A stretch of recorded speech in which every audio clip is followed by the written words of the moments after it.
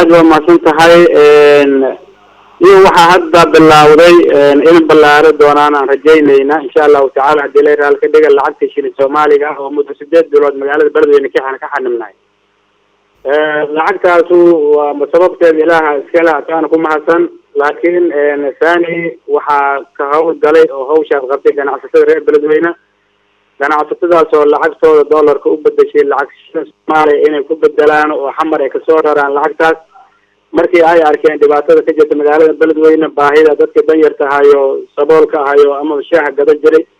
ama bacaseeyaha ahay ama dadka danyarta oo dadka ku dhex noolaa iska tuugsanay shaaha gadana dadka dabakaayo yaryarka meelaha ku lahay guud ahaan dadka danyarta ahayo dhan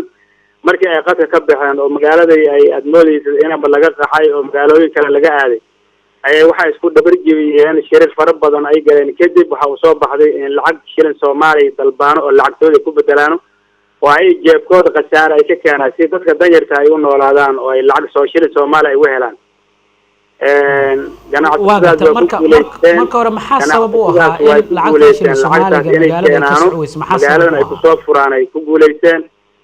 waa wada wadaagnay in annagana ka maamul ahaan lacagta in socdo siino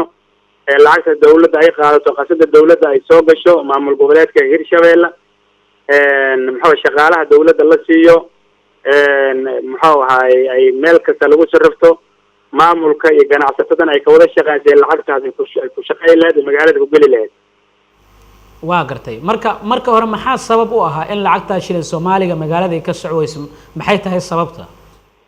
aad ma santahay lacagtaas in socodsiis waxa sabab u ahaa lacag muxuu ahaay ka timid oo lacagaan hadda isticmaalayna aan kamid ahayn lacagta hadda ganacsatada ay keentay lacag aan kamid ahayn oo muddo dheer magaalada ka shaqeynaysay oo warqada A4 ahayd lacagtaan dadka qasaarisay lacagtii waa socodsiis waxa muxuu ahaay waxa ka hor yimid bulshadii lacagtii sidaas ay u istaagtay kadib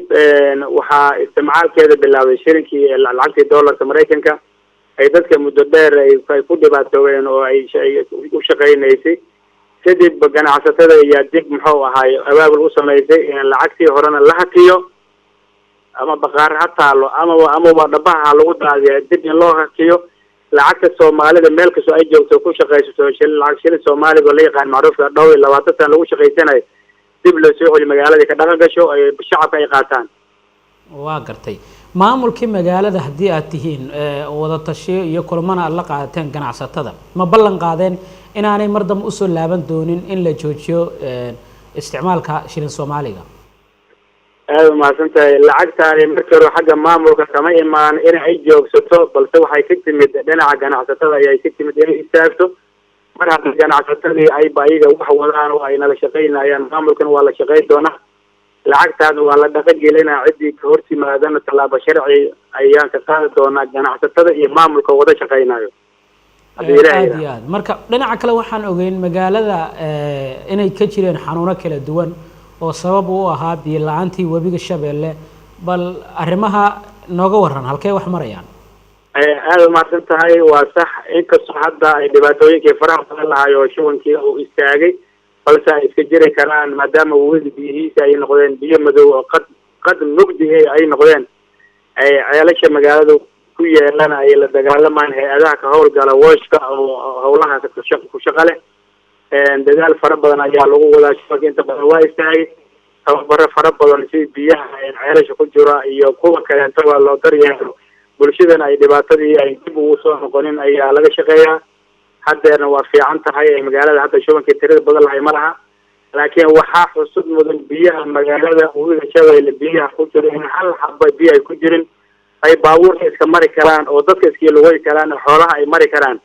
sidaas taas waa biyo ma dhibcaan waa wax jira laakiin hadda dadaalka la wado ceelasha magaalada ku yaala la tayigeliyo waaya ceelasha ugu ku furan waa laga xiray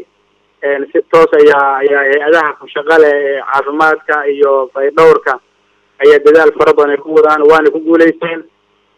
biyo macaan in la helana waa rajaynaynaa inkastoo hadda ceelal banaanka dheer laga qoray biyood magaalada ay soo gaari doonaan mar dhow kuwii hore u shaqeynayna oo kaloorin iyo muxuu ahaay hay'adaha shaqadaas iskale ay ku howleeyihiin oo maamulka garabsanayo aad iyo aad ugu dambeyn waxaan rabnay magaalada waxa ku soo kordhaya labadii habeen ee ugu dambeeyay dilal ciidanka iyo dad rayid ahba loo geysanayay dilalkii ugu dambeeyay magaalada ka dhaca bal faahfaahin naga sii aad u mahadsan tahay dhinacaas xalay oo kale waxaa dhacday dad nin shacab inuu nin askari dilay hadda qofka hadda waqtigiisa yimaadana waa dhimanaya oo ajalkii halkaas u ekaay ninkii askari waa lasoo qabto waa xiran yahay cid kasta oo dambi ka gashay cidii fakatay oo la qabo waa de waa wax badan waan aragnay dilalka dalka Soomaaliya ka dhacaya qayb anaga naga hayso dhibaatooyinkooda muxuu ahay saraakiisha amniga iyo maamulka dadaalkooda waa waan cidii hadda gacanta lagu soo dhigo waa xiran tahay sharciga la marsiin doona hadii Ilaahay raali ka dhiga asiga iyo wixii ka dambeeyo jidkaas ayaa u aali doona billahi kariim hadii Ilaahay waa gartay marka maxay isku qabteen labadooda wallahi dad ninka waqtigiisa yimid muxuu ahay si hadda la sheegayo wadana dhalinyaro oo ahay waa lala hadlay ma garanay hadda hadalkiisa uu noqday dadna waxay leeyihiin xoogaa ninka nin dhalinyaro oo iska fududo ahaa waxba la gaftay marka waa wax kasta ha noqdaana marka ina soo baxaya la yiri waxyaabo noocaas ayaa soo gashay suuq laakiin isku soo duudubo ninka waqtigiisa ayaa galay soo baxa la dhahay ama alayaan la dheen laakiin waqtigiisa ina galay cadeynina anaga ninkii dilina waa la soo qabto waa xareeyay